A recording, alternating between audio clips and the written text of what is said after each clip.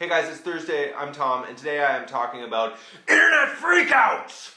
This is 10% luck, 20% skill, 15% concentrated power of will, 5% pleasure, 50% pain, and 100% reason to remember the name.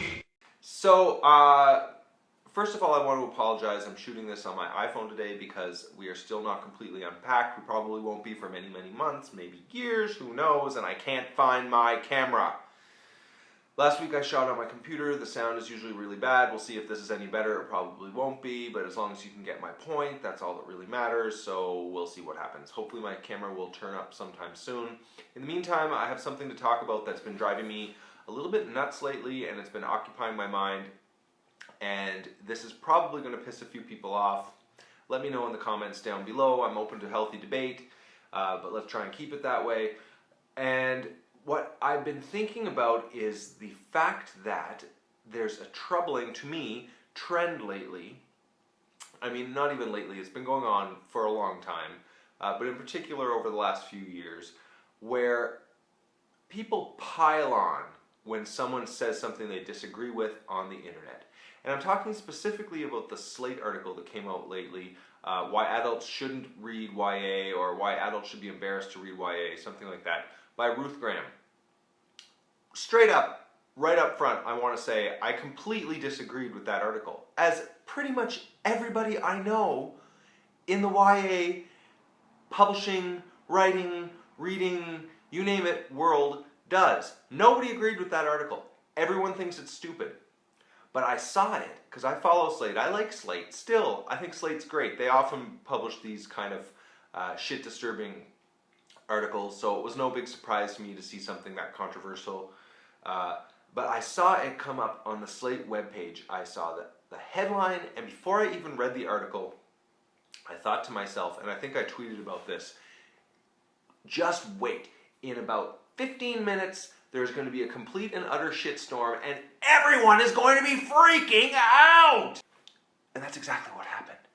Everybody started tweeting enragedly, infuriatedly, and within a couple of days there were blog posts from every corner of the globe, and there were YouTube videos from all over the place, and everybody was freaking out, and everybody was vilifying her. And as I said, I think that this woman is completely wrong. I disagree with her opinion, and I think that thoughtful debate over this particularly inflammatory article is necessary and great and wonderful. But seriously, guys, do we need to all pile on consistently for day after day after day?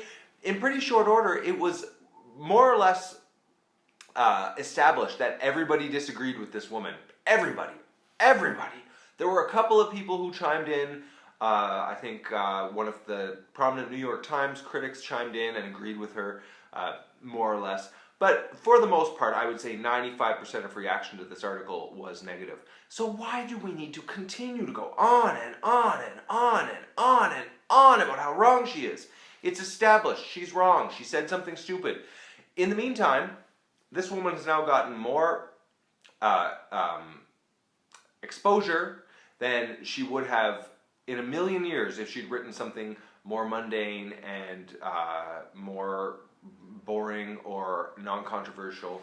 And her name will be known by people for quite a while, and she will probably get more writing gigs as a result of this. And honestly, I have no problem with that. She wrote a controversial article that most of us, if not all of us, disagree with.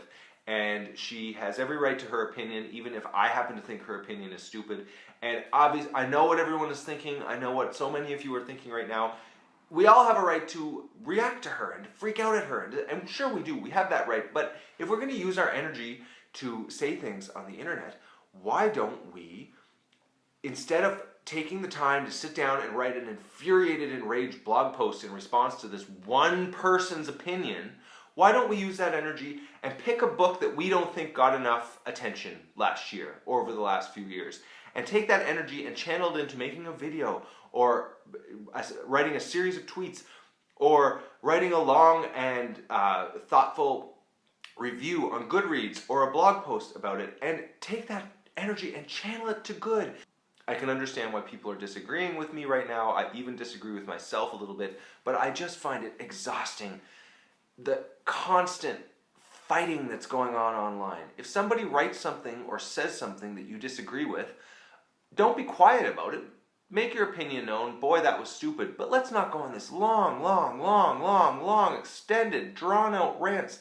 The thing would have been blown away and disappeared if we hadn't freaked out about it so much.